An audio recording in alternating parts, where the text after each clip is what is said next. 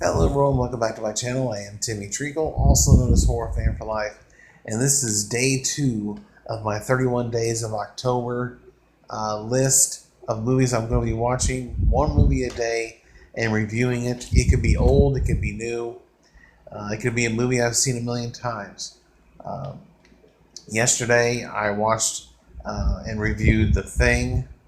Today I decided to watch the original Friday the 13th from 1980.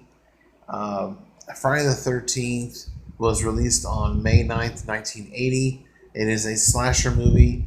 It has a 6.5 out of 10 on IMDb, a 62% on Google. On a $550,000 budget, it made $59.8 million at the box office. It was directed by Sean S. Cunningham and written by Victor Miller. And it stars Betsy Palmer, Adrienne King, Harry Crosby III, Janine Taylor, Laurie Bartram, Kevin Bacon, Mark Nelson, Ron Carroll, and Walt Garney. And this was one of 17 movies distributed by Paramount in 1980 alone. Only 2 of those movies grossed higher profits, and that was Urban Cowboy and Airplane, respectively. Friday the 13th came about pretty much after the success of Halloween. In fact, the writer directors pretty much took some elements from Halloween and put it into this film.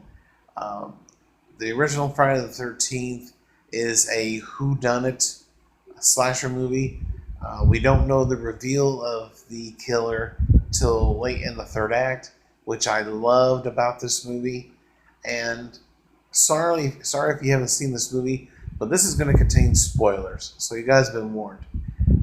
But the killer in this movie is a female, and that's another thing that makes this an extraordinary film.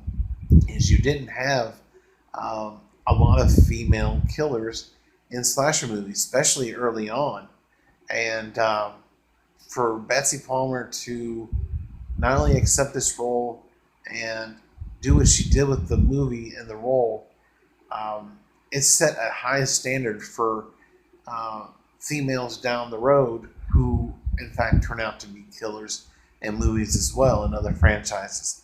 But Friday the 13th franchise is near and dear to my heart. It's the one I've seen the most.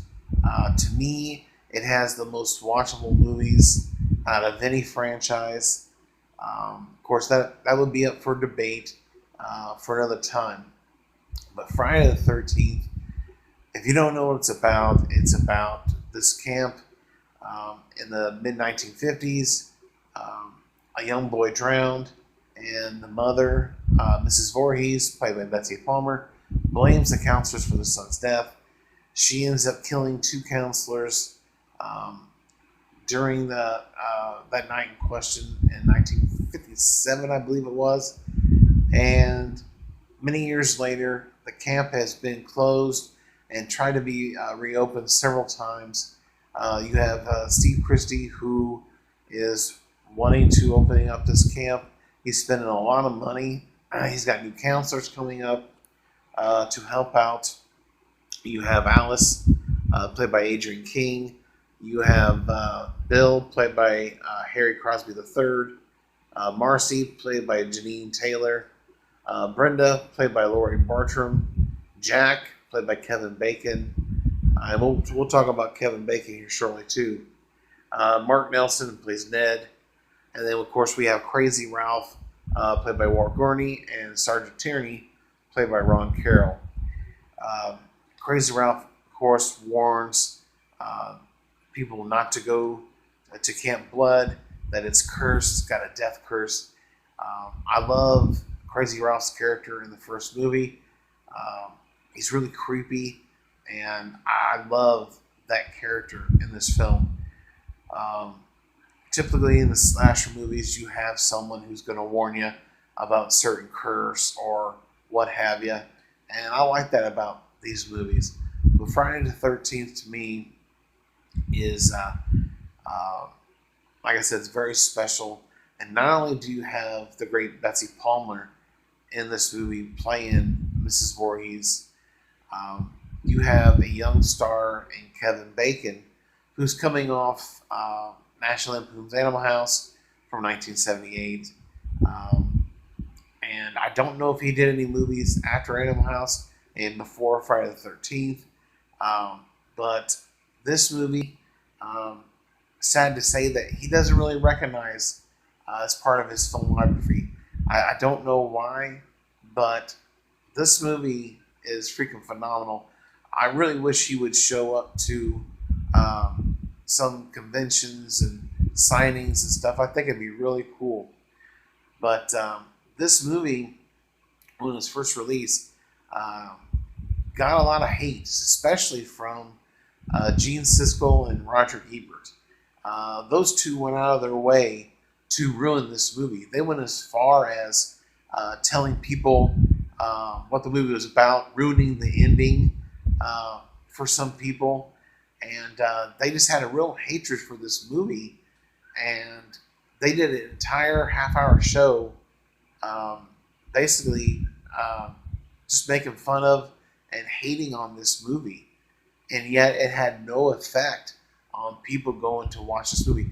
It made people want to go and watch this movie even more, and that's why to this day I never listen to critics, and I don't listen to others' opinions as far as movies go.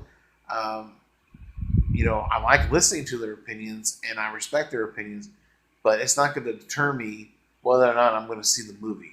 I will decide that factor. Most notably, I will decide it off of usually the trailer. But Friday the 13th, it's got a great story. It's got some underrated kills in it, even though most of them are with a knife. But the axe to the head is one of my favorites. I love, even though we don't get to see it, we get to see Bill pinned up on the door with the arrows through him and everything, and I think that's really cool. The Motion Picture Association of America, again, probably had a lot to do with some of these deaths not being seen. We don't get to see Brenda. We don't get to see Bill's death, of course, and I just think that that sucked because I think it would have been really, really good to see those kills. But nevertheless, this film is still very effective. It still holds up today. I know some people don't like this movie, especially the younger generations who were born in the mid to late 90s and the 2000s. But this movie will always have a special place, not only in my heart, but in my filmography. Friday the 13th is filled with great performances, especially Betsy Palmer. The final girl, Alice, played by Adrienne King. And then the writing and directing, I think, is really good. The score, Harry Manfredini is phenomenal when it comes to the score for these films. This one is top notch.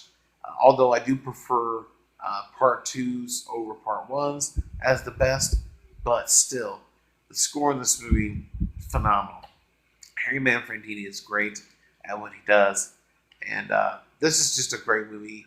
It's, like I said, it still holds up today, and with that, I'm going to keep it as the same score I gave it many years ago as well.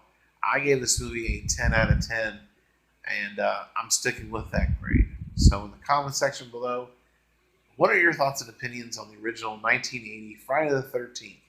Let me know in the comment section below. And as always, if you're new to the channel, subscribe today for more content. If you like this, give it a thumbs up or hit that like button, if you will.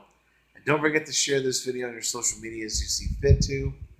Other than that, stay tuned for many more movie reviews. On Tuesdays, I do new movie reviews from 2019. Some upcoming ones, I believe, is Crawl and the new Annabelle movie as well. And each day of October, I will be watching and reviewing a horror movie. leading up to Halloween, which I will watch nothing but Halloween movies. So look forward to those reviews as well. But I thank you guys for watching and check you later.